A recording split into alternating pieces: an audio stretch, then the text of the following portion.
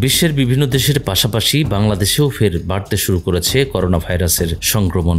ভয়ের কারণ হলো ভাইরাসটির নতুন নতুন সাব ভ্যারিয়েন্ট চিহ্নিত হচ্ছে। এই পরিস্থিতিতে সতর্কতামূলক ব্যবস্থা গ্রহণ শুরু করেছে স্বাস্থ্য অধিদপ্তর।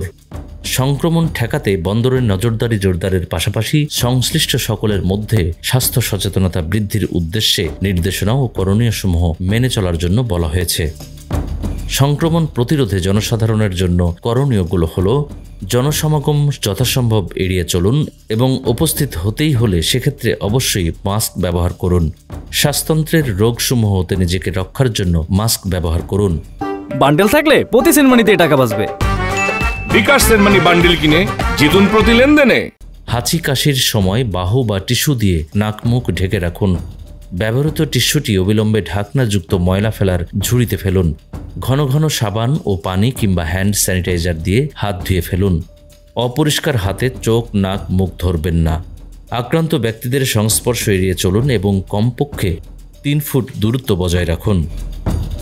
সন্দেহজনক রোগীদের ক্ষেত্রে করণীয়গুলো হলো জ্বর, কাশি এবং শ্বাসকষ্টে আক্রান্ত হলে সুস্থ না হওয়া পর্যন্ত বাড়িতেই থাকুন।